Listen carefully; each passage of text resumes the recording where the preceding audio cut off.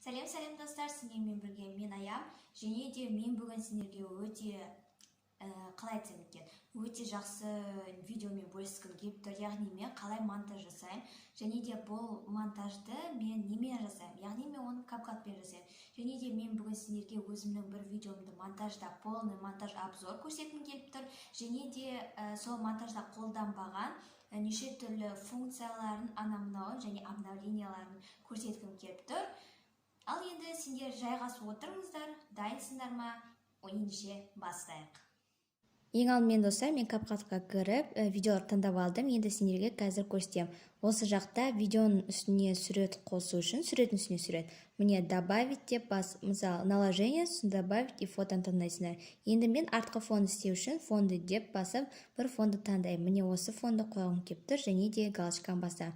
Міне осылайша басталады. Міне менің осындай видеоларды таңдаған болатынмын. Енді келесі жерім ол осындай видео бар. Міне қойдым, өзімнің жүгіріп жатқан видеом. Енді оның сыртына тағы бір видео қосу үшін жаңағы наложение и добавитті басып, сол видеомды таңдаймын, бетіне қою үшін. Енді мен қазір не істеймін? Сол видеоны мен прозрачный қылғым келеді.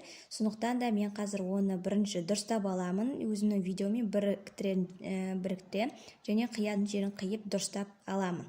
Міне дұрыстап алдым. Енді бұны кішкене үлкейтемін. Осылайша үлкейтесіңдер. Содан кейін басасыңдар да осылай затемнение қыласыңдар. Сонда ана екі видео бір-бірімен склейка болады да, және прозрачный болып көрініп тұрады. Міне осылай істесеңдер болады, әртүрліге қойсаңдар болады. Астында неше түрлі затемнение функциялары бар. Өздеріңізге ыңғайлысын таңдасаңдар болады. Мен тек қана затемнениені пайдаланамын. Мына жақта қазір бас көрейін, басқа варианттарын. Міне осындай вариант бар екен, бірақ ол мен үшін біртүрлі көрінеді, сыртқы видео көрмей қалады. Сосын обычный затемнениені қазір примерно 60-қа қоятын шығар. Міне осылай болып тұрады, өте керемет затемнение деп ойлаймын. Яғни бір-бірінің үстінен екі видеода көрініп тұрады десек те болады. Осы функция маған өте қатты ұнады.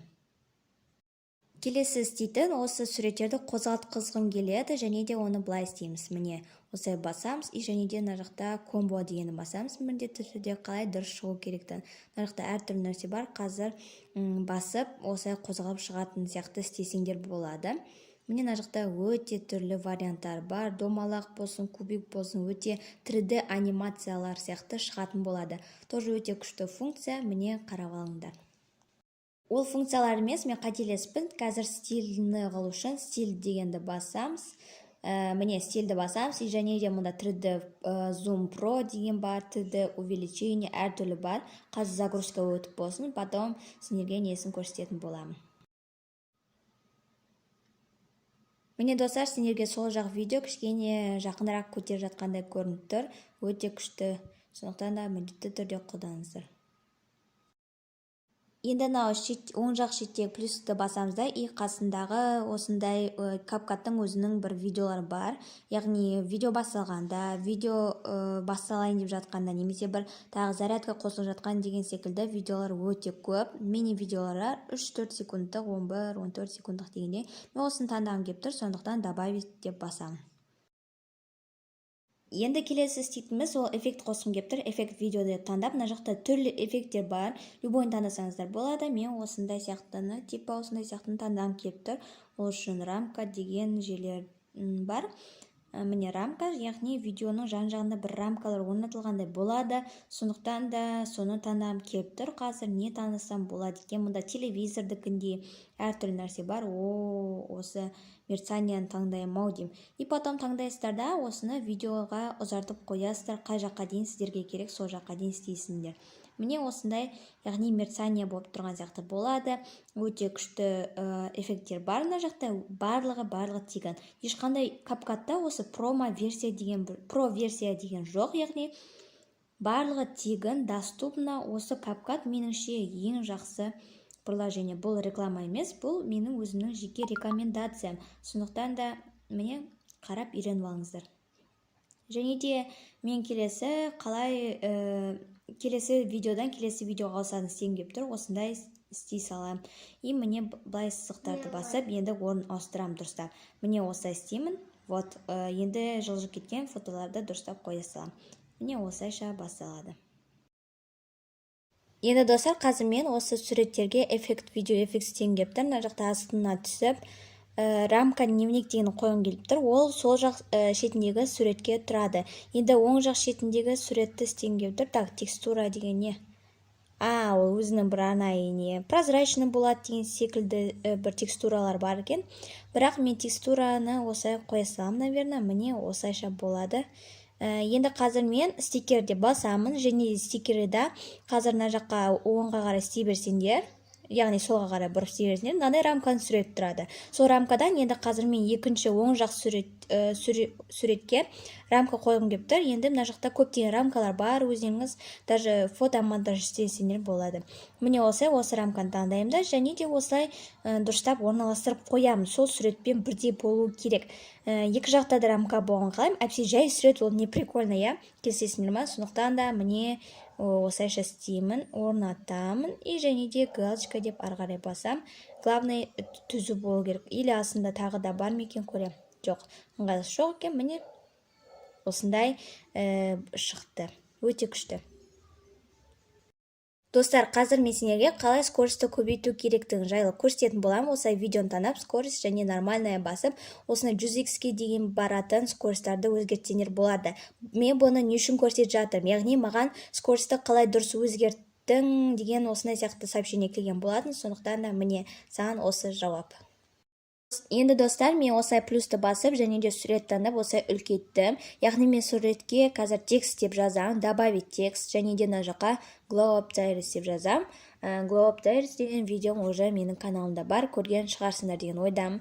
Міне Glow деп жаздым, и және де Italic деген мына жаққа жазудың несін қоямын. Или Vogue, или Typer, мына жақта неше түрлі жазудың түрлері бар, өздеріңізге ыңғайларын қойсаңдар болады. Мен Typer дегенді бастым, және де енді зациклить деген басасыңдар, и және де мына жақта әртүрлі қозғалмалы нелер бар, осындай, және де осылай жай тұратын, қозғалып тұратын нелер, движениялар бар. Енді келесі осылайынан орнатсаңдар болады, именно видеоның мен бірдей болғаны қаласында. Және де келесі текст деп жазам, Glow Up, Glow'ды жазым, енді Up, және де зациклит үлкен анымнау қылып дұрыстап істеймін. Міне осылайша соңғы жағы шықты. Өте күшті деген ойдам, сендер де қолдансаңдар болады. Енді достар, обновленный версиясын көрсетім келіп тұр. Міне быстрый монтаж деп басасында, және де мына жақта фото деп таңдасаңдар да болады, видео деп таңдасаңдар да болады.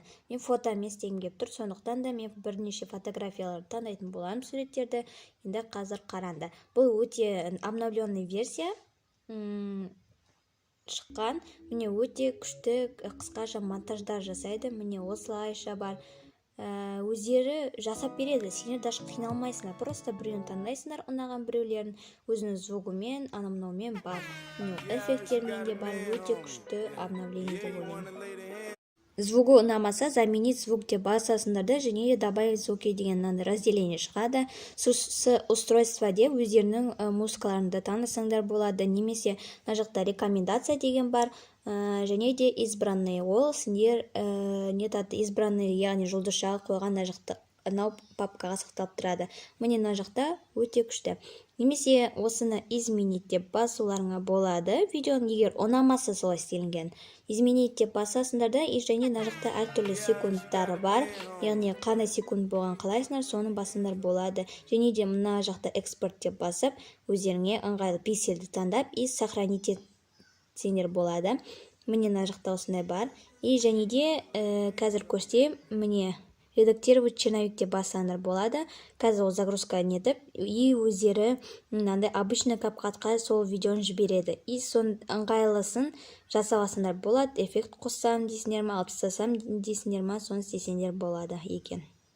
Міне достар, мен сендерге барлығын көрсеттім деген ойдамын. Егер де сендерге ұнаса, міндетті түрде лайк басып, тіркелуді ұмытпаңыздар. Ал егер сұрақтарыңыз болса, комментарияға жаза кетіңіздер.